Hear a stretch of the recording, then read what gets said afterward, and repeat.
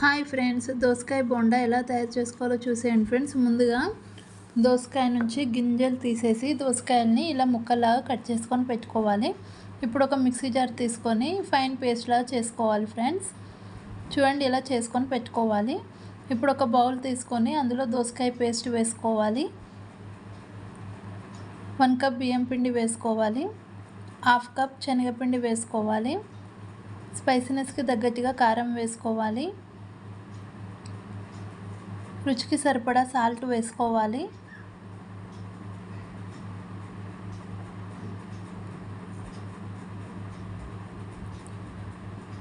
కొద్దిగా అల్లం వెల్లుల్లి పేస్ట్ వేసుకోవాలి. కొంచెం పసుపు వేసుకోవాలి. కొంచెం జీలకర్ర వేసుకోవాలి.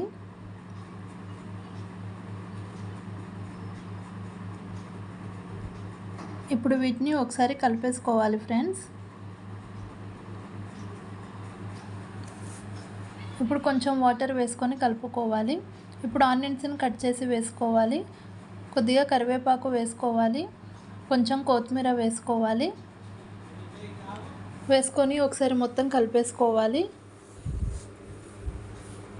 కొంచెం వాటర్ వేసుకొని కలుపుకోవాలి. ఇప్పుడు కొంచెం సోడా వేసుకొని కలిపేసుకోవాలి ఫ్రెండ్స్. చూడండి, ఇలా మంచిగా కలుపుకోవాలి. ఇలా కలుపుకొని పెట్టుకోవాలి. ఇప్పుడు స్టవ్ ఆన్ చేసుకొని కడాయి పెట్టుకొని డీప్ ఫ్రైకి సరిపడా ఆయిల్ వేసుకోవాలి. ఆయిల్ హీట్ అయిన తర్వాతకి కొంచెం కొంచెం పిండిని తీసుకొని ఇలా బోండాలాగా వేసుకోవాలి. మీడియం ఫ్లేమ్లో పెట్టుకొని వేసుకోవాలి ఫ్రెండ్స్.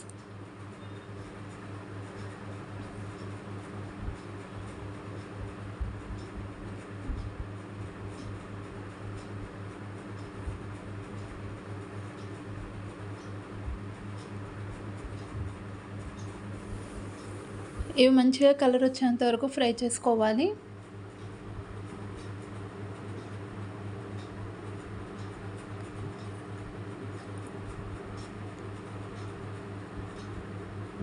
చూడండి ఫ్రెండ్స్, మనకి ఇక్కడ బోండా అనేది ఫ్రై అయిపోయింది.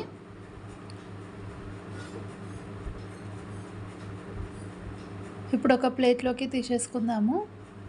అంతేనండి. ఇప్పుడు స్టవ్ ఆఫ్ చేసుకొని అన్నీ ఇలానే చేసుకోవాలి. టమాటో కెచప్తో సర్వ్ చేసుకుంటే చాలా టేస్టీగా ఉంటాయి. నచ్చితే like, share and subscribe to my channel friends. Bye bye.